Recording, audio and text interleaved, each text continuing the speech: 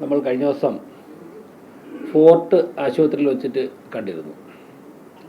അതിൻ്റെ തുടർച്ചയായിട്ട് കണക്റ്റഡ് ചില കാര്യങ്ങൾ കൂടി പറയാൻ വേണ്ടിയാണ്. അന്ന് തന്നെ മാലിന്യ പ്രശ്നവുമായി ബന്ധപ്പെട്ടൊരു വിഷയത്തിലാണ് നമ്മൾ കണ്ടത്.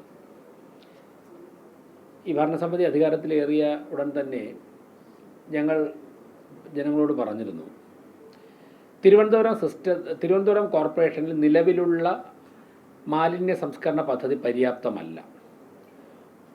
ഒരുപാട് അപാകതകളുള്ള ഒരു പദ്ധതിയാണ് നിലവിൽ കോർപ്പറേഷനിലുള്ളത്. അത് പരിഹരിക്കേണ്ടതായിട്ടുണ്ട്. അതിന് ഈ ഭരണസമിതി പ്രഥമ പരിഗണന കൊടുക്കുമെന്ന് തന്നെ പറഞ്ഞിരുന്നു. അക്കാര്യങ്ങളുമായി ഞങ്ങൾ വളരെ വേഗത്തിൽ വളരെ സജീവമായിട്ട് മുന്നോട്ട് പോവുകയാണ്. തുടക്കത്തിൽ തന്നെ ആരംഭിച്ചിരുന്നു. അത് വലിയൊരു പ്രോസസ്സായതുകൊണ്ട് സ്വാഭാവികമായിട്ടും ഭരണപരമായിട്ടുള്ള കുറച്ച് സാഹചര്യങ്ങൾ തരണം ചെയ്യേണ്ടതായിട്ടുണ്ട്, നിയമപരമായും. അതുവരെ നമുക്ക് നിലവിലുള്ള സിസ്റ്റം തുടരുക എന്നുള്ളത് മാത്രമേ മാർഗമുള്ളൂ. അപ്പോൾ നിലവിലുള്ള സിസ്റ്റം പരമാവധി പെർഫെക്റ്റായിട്ട് കൊണ്ടുപോകാനുള്ള പരിശ്രമം ഞങ്ങൾ തുടക്കം മുതലേ നടക്കുകയായിരുന്നു.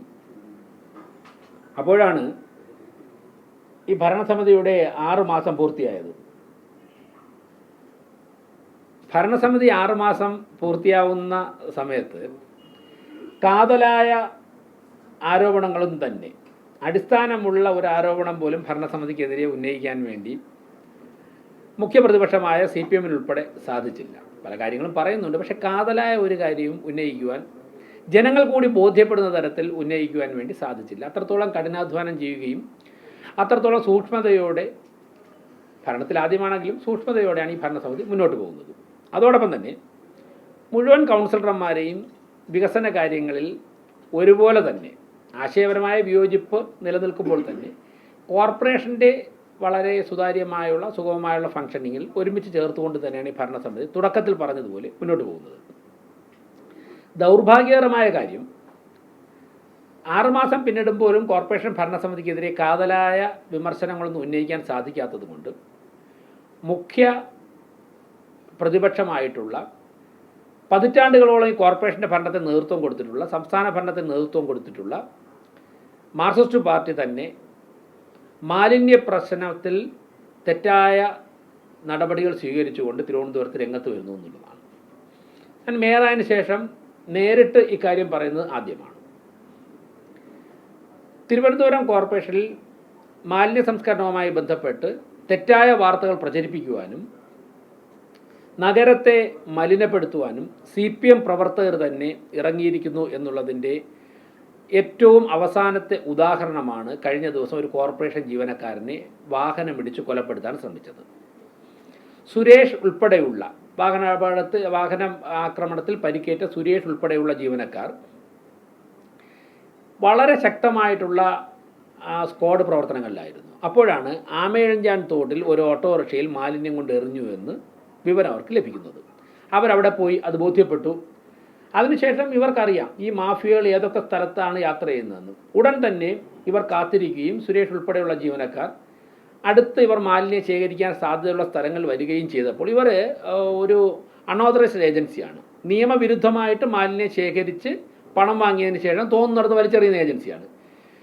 ഇവർ പിന്തുടർന്ന് വന്നപ്പോഴാണ് SP ഫോർട്ട് ആശുപത്രിക്ക് നേരെ എതിരെയുള്ള ഗണേഷ് ടീ സ്റ്റാളിൽ നിന്നും ഈ അനധികൃത ഏജൻസി മാലിന്യം എടുക്കുന്നതായിട്ട് കണ്ടെത്തിയത്. സുരേഷ് ഉൾപ്പെടെയുള്ളവർ അവർ മാലിന്യം കയറ്റി ഓട്ടോറിക്ഷയിൽ പോകാൻ പോയപ്പോഴേക്കും ആ ഓട്ടോറിക്ഷ തടഞ്ഞു നിർത്തി. അപ്പോഴാണ് സുരേഷിനെ ഇടിച്ചു കൊലപ്പെടുത്താൻ വേണ്ടി പരിശ്രമിക്കുകയും ആ ഓട്ടോ കടന്നു പോവുകയും ചെയ്തത്. അതിലുണ്ടായിരുന്ന പ്രതികളെ സുരേഷ് ഉൾപ്പെടെയുള്ളവർ തിരിച്ചറിഞ്ഞ് പോലീസ് മൊഴിയെടുക്കാൻ വന്നപ്പോഴേക്കും അവരുടെ പേരുൾപ്പെടെ പറഞ്ഞു. ഒരു പ്രതി അന്ന് തന്നെ പിടികിട്ടി.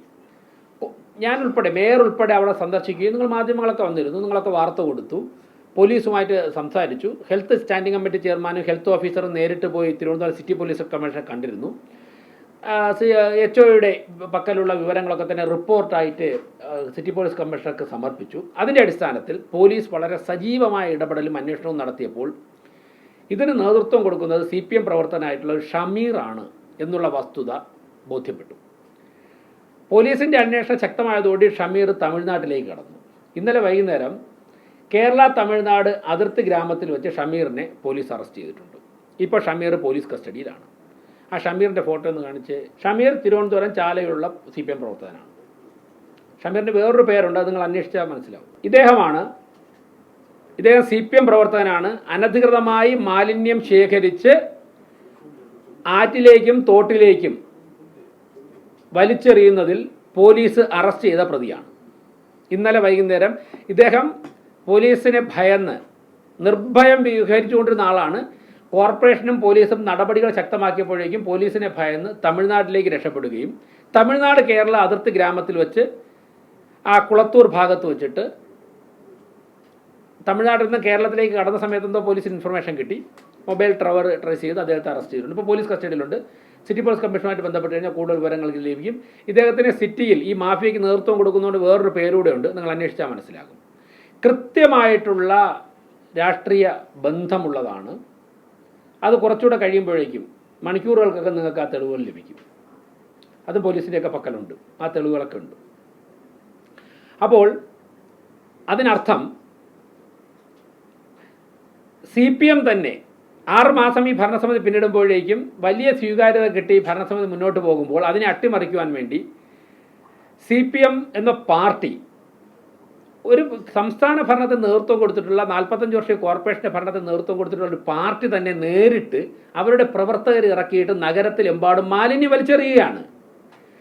ആ മാലിന്യം വലിച്ചെറിയുന്നതിനെ തടയാൻ ശ്രമിക്കുന്ന, അല്ലെങ്കിൽ കണ്ടുപിടിക്കാൻ ശ്രമിക്കുന്ന കോർപ്പറേഷൻ ജീവനക്കാരെ ഓട്ടോറിക്ഷ ഉൾപ്പെടെ ഇടിച്ചിട്ട് കൊലപ്പെടുത്താൻ ശ്രമിക്കുകയാണ്. ഒരു പാർട്ടി നേതൃത്വം കൊടുക്കുകയാണ് അതിന്. കഴിഞ്ഞ ദിവസം ഞങ്ങളുടെ 2 വനിതാ ജീവനക്കാർ, രാത്രിയൊക്കെ വനിതാ ജീവനക്കാർ സ്ക്വാഡിലുണ്ട്, 2 വനിതാ ജീവനക്കാർ ഉൾപ്പെടുന്ന സ്ക്വാഡ് ഇതുപോലെ തന്നെ ഒരു മാലിന്യ മാഫിയ തടഞ്ഞു. അവർ രക്ഷപ്പെടാൻ ശ്രമിച്ചു. ഈ ജീവനക്കാർ ഓട്ടോറിക്ഷയുടെ മുൻപിൽ കയറി നിന്നിട്ട് ഓട്ടോറിക്ഷ കസ്റ്റഡിയിലെടുത്തു. ഇപ്പോൾ ഓട്ടോറിക്ഷ നമ്മുടെ ഗ്യാരേജിലുണ്ട്. ഗ്യാരേജിൽ കൊണ്ടുവന്ന് പരിശോധിച്ചപ്പോഴേക്കും അതിൽ വടിവാളും കമ്പിപ്പാരയും ഉൾപ്പെടെ ആക്രമിക്കുവാൻ വേണ്ടി കരുതി വച്ചിരിക്കുകയാണ്.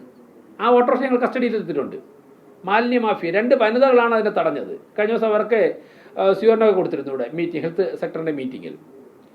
മറ്റൊരു വാഹനത്തിന് ഞങ്ങൾ കസ്റ്റഡിയിലെടുത്തു കടകംപള്ളി വാർഡിൽ നിന്ന്. ആക്കുളം പ്രദേശത്ത്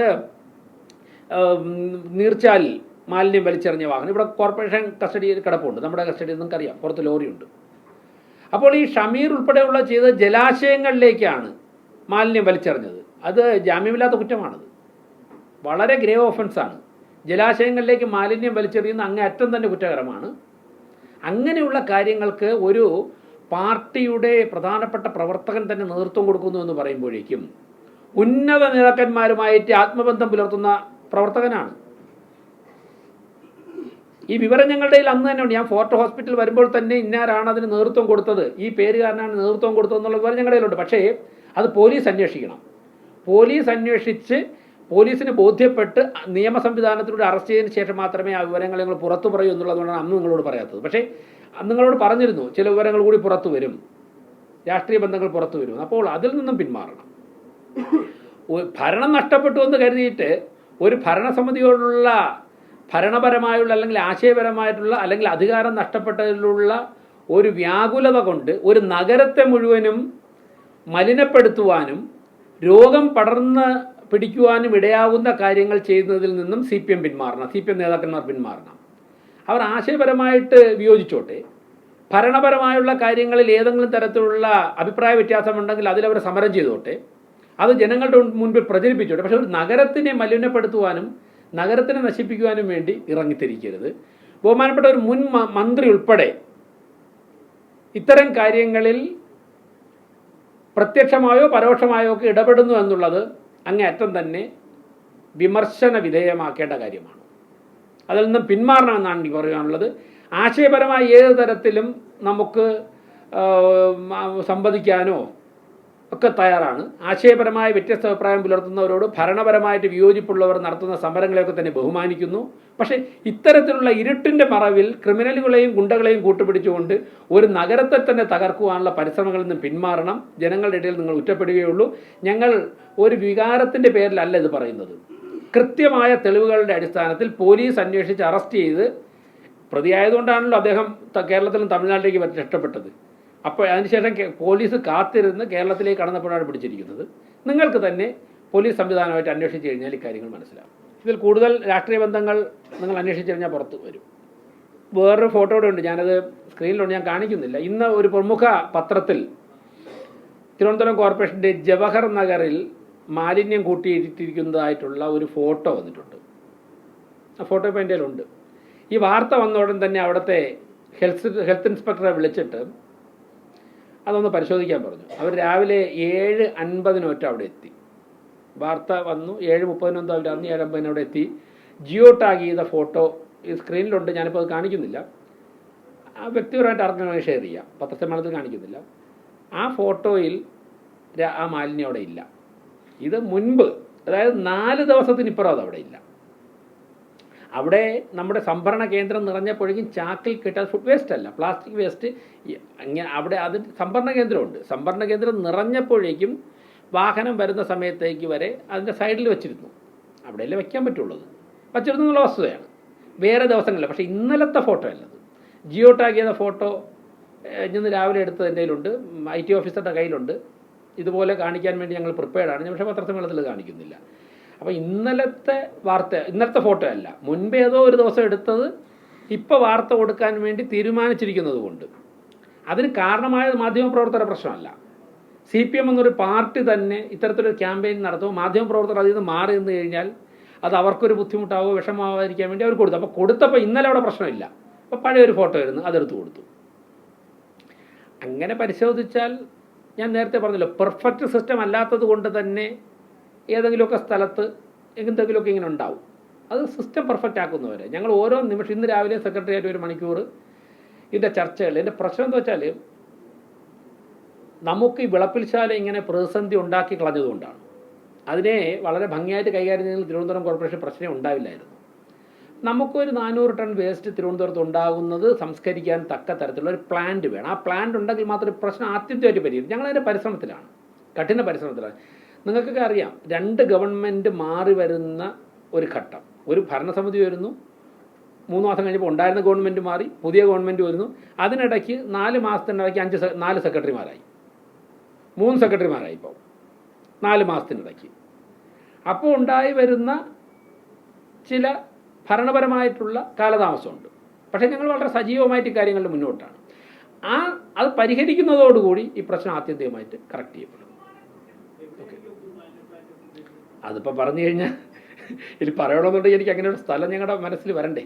എന്നുവെച്ചാൽ ഞാൻ പറയാം, ചർച്ചയിലുണ്ട് ഫിക്സ് ചെയ്തതിന് ശേഷം കൃത്യമായിട്ട് അറിയിക്കേണ്ട സമയത്ത് നിങ്ങളെല്ലാവരെയും അറിയിച്ച് കൊണ്ടുപോകും എല്ലാവരെയും.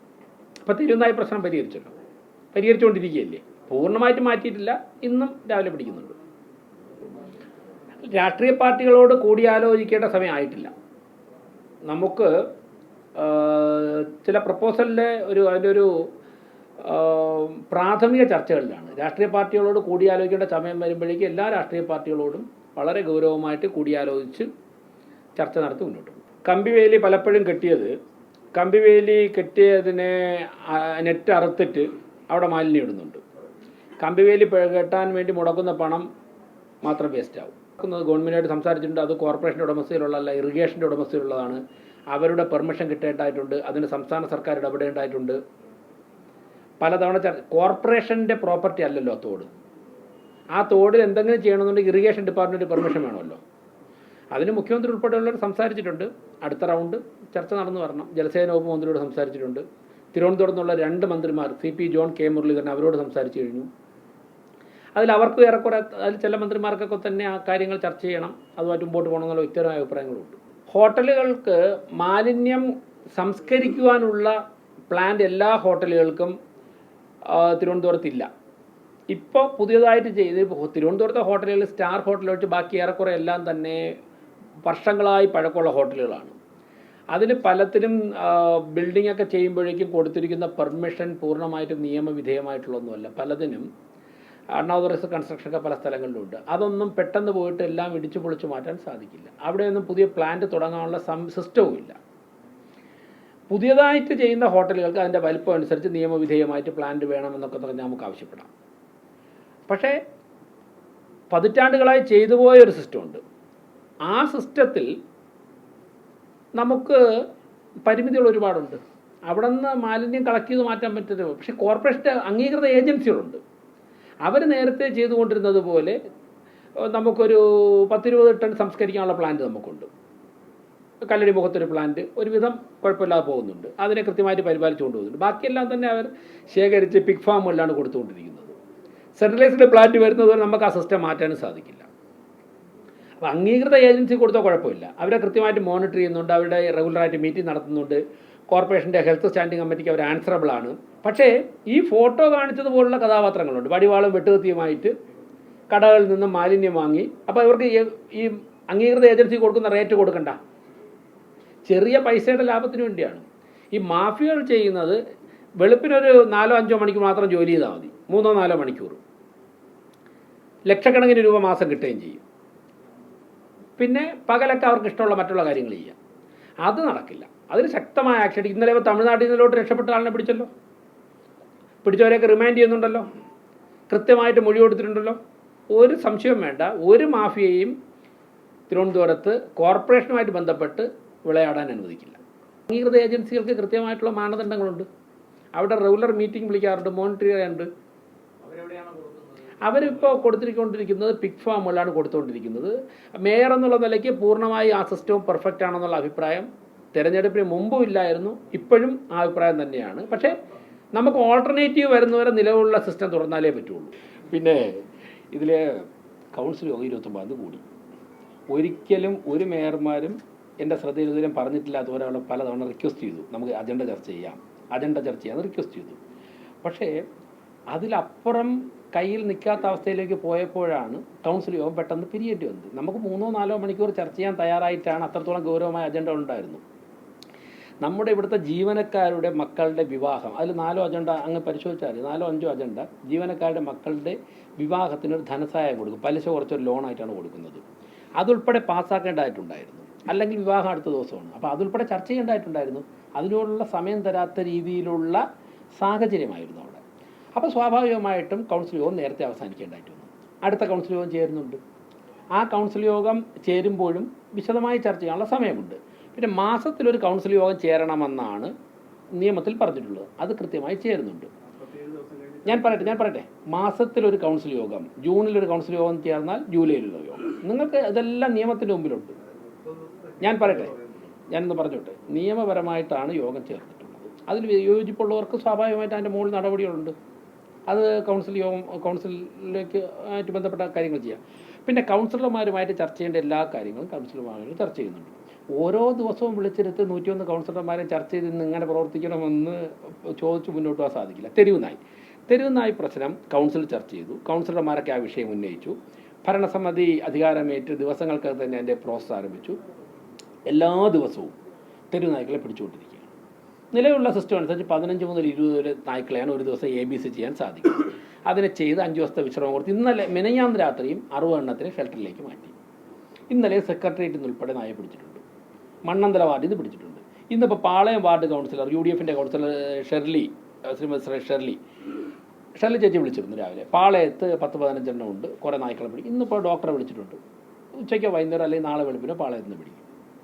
നിങ്ങളോടും പറയുന്നു, നിങ്ങൾക്ക് വലിയ പ്രശ്നമുള്ള തരത്തിൽ അക്രമകാരികളായ നായ്ക്കളുണ്ടെന്നുണ്ടെങ്കിൽ അടുത്ത ദിവസങ്ങളിൽ അതിനെ പിടിച്ചു മാറ്റാം. അപ്പോൾ അക്കാര്യം പരിഹരിച്ചു പോവുകയാണേ. അതിൽ യാതൊരു എന്ന് വെച്ചാൽ സമയമെടുക്കും, പക്ഷേ പരിഹരിച്ചു തുടങ്ങിയിട്ടുണ്ട്. പിന്നെ മാലിന്യ പ്രശ്നം കൃത്യമായിട്ടുള്ള ചർച്ചകൾ നടത്തിയിട്ടുണ്ട്.